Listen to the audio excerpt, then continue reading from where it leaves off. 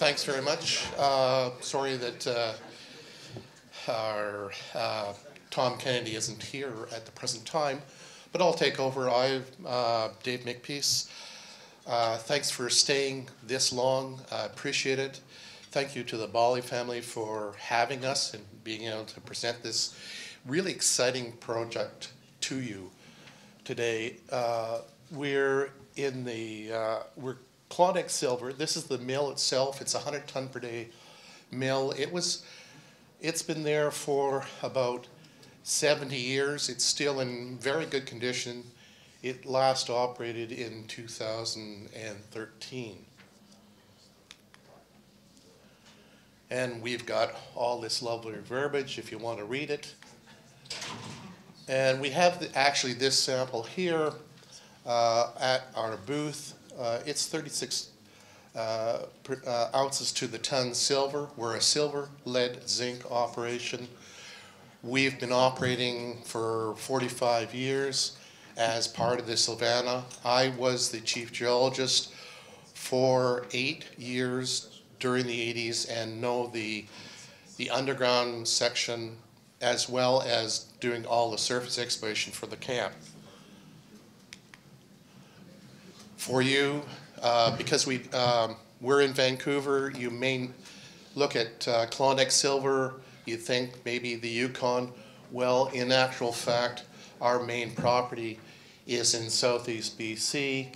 In the yellow here, our headquarters is in Vancouver. Zooming in, we have, this is again our property. You can see Calgary off to the one side. This is the US border. We zoom in a little bit further, and this is what makes our property one of the reasons why it's so exciting. This is the trail smelter run by Teck. It used to be Cominco. This is our property here. From here to here is an hour and a half away by all-weather road. Zooming in one further time, this is the actual camp. We've got two relatively small but towns in the area that have lots of miners that would love to go back to work here. The land package we have for the very first time in history encompasses 68 of the historic producing mines in the camp. The actual camp itself started in 1891.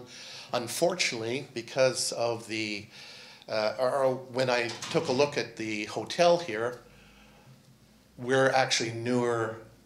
The camp actually is pretty young compared to the hotel we're staying in here. So that's sort of an interesting aspect. This is what Klondike Silver's 68 producers have produced to date.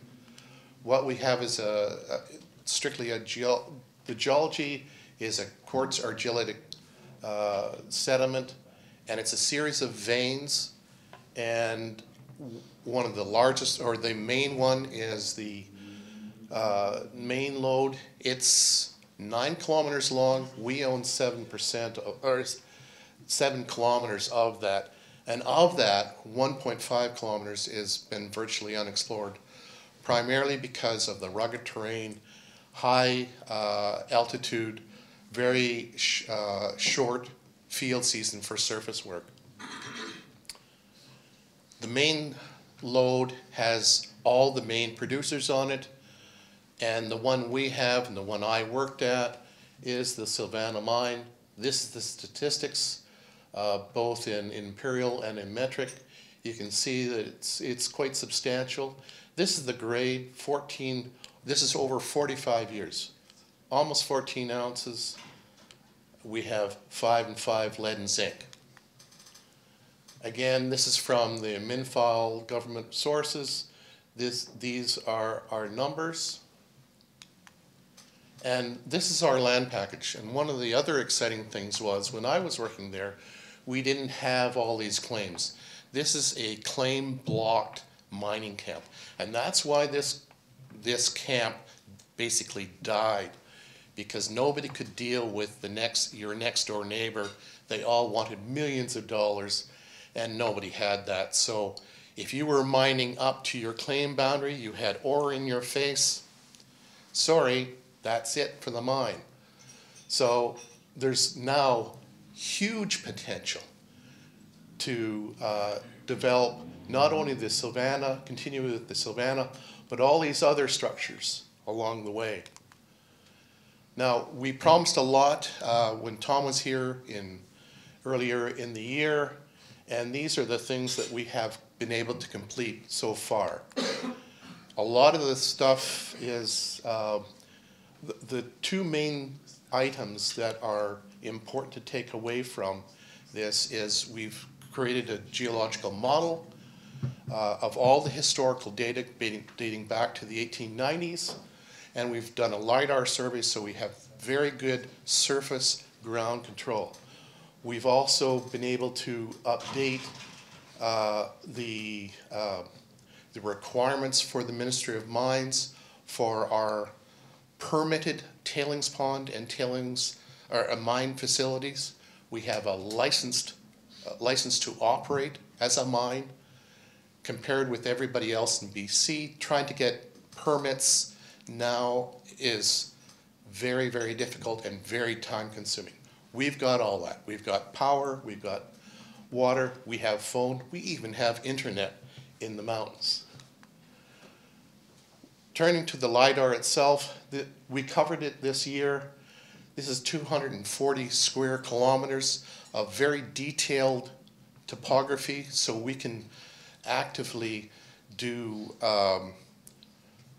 build facilities and have that accuracy available to us. It's 1 meter accuracy. This is the 4625, the Savannah Mine, the main portal we're going to be going into. The mill is in Sandon. Keep your eyes on this yellow here. This is our claim boundary so far. And now this is the LiDAR. It's maybe a little bit difficult to see from your position, but there's dark lines and then there's very light lines, and those are the light lines are 1 meter contours. When you go into a digital terrain model, this is what it looks like. This is the Savannah 4625. You can see all the roads, how detailed these roads are. This is the Carnation 5480, which we'll talk about a little bit later. You can see how the dump shows up here. We can do volume calculations in that, which we couldn't do before. When you spin it around in 3D, this is what you get. Again, here's your dump, your portal, and here's the 5480 level. You can see as you spin it around how much of a difference in elevation we're dealing with. All the switchbacks going up the hill to this lowest level of the operation, and it goes up from there. This is what we were dealing with before. That's the kind of detail we had, and hence LiDAR. Turning to the actual model itself, again, these are historical workings over our entire area. This is the Carnation. This is the area that has not been very well explored. This is the Savannah Mine and some of the other mines.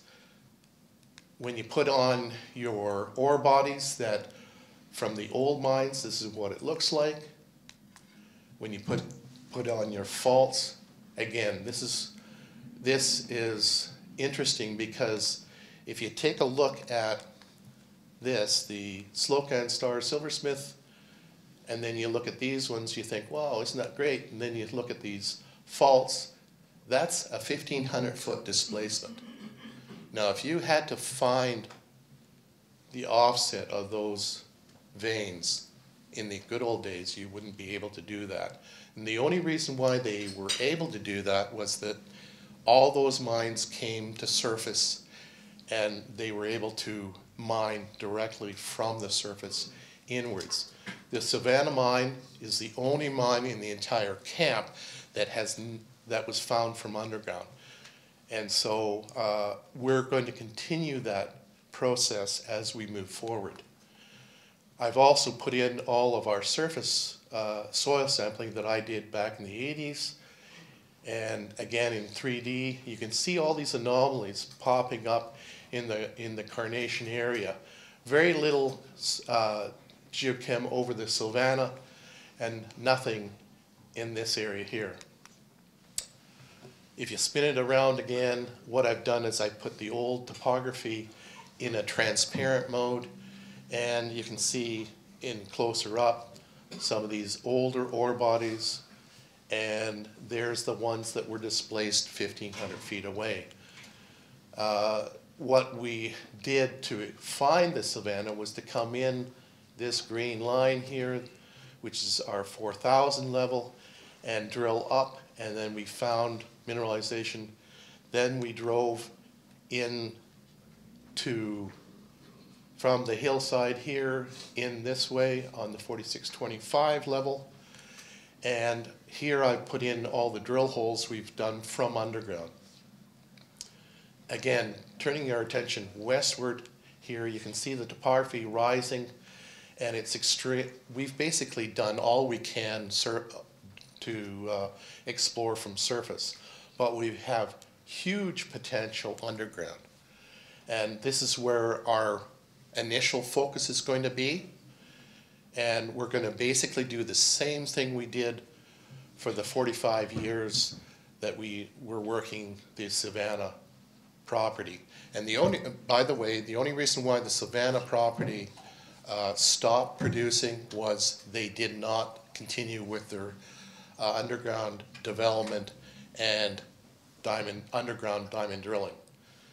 That was a management decision, and that caused the end of the Savannah at that particular time. All these workings are in really good shape.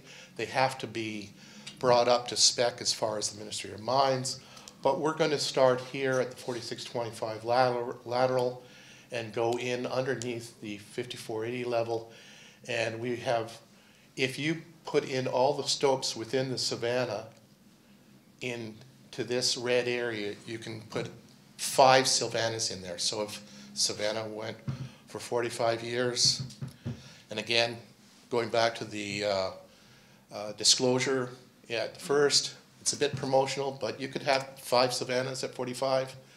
Do the math. This is something that has been on our website, and I'm sure many of you have seen it before. The Silver Mile is what we're calling this new underexplored area, which is the Carnation. Basically coming in on the 4625 level and basically doing what we did before, moving forward. We have tremendous, because of the land package and because of all this new technology, we feel as a company that we are in prime hunt. For the very first time in history, we're going to turn this camp back to where it was back in the early 1900s. We're going to find the extensions of the new deposits as well as find new ones. We've got all, everybody's this afternoon has been talking about management. We have all the seasoned geologists that have worked on this property for decades at our disposal. And we, as this says, we anticipate new discoveries very shortly. So, diamond drilling, drifting, like I said, continue with the 3D exploration. And this is, again, another shot of where we're going to go in this red area here. Turning it sideways, again, this is where we're going to be going, and this is how we're going to do it. This is a plan section. Those squares are 100-foot grid. Unfortunately, everything's still in feet. We're going to switch to meters shortly. Come off the 4625 level. We're going to extend it 250 feet, set up a diamond drill station there, drill it, then look where the orientation of the vein is, and then if it's the same, we will continue another 250 feet, always trying to stay in the hanging wall of the structure. And we have 2 structures here. We have a hanging wall, footwall structure, and then going and drilling again, and then continuing that process. that's been successful for 45 years. There's no reason to not have that. And the mineralization is there. That's the bottom line. So this is what's happened with the prices. We're in very good shape as far as where we are with the smelter. We're in, we always, Teck Cominco always loves our concentrate. And after that, this is our structure. And thank you. And I see Tom is here. I'll introduce you to Tom. Tom is the president, and he takes care of all the management end of things. Thank you very much.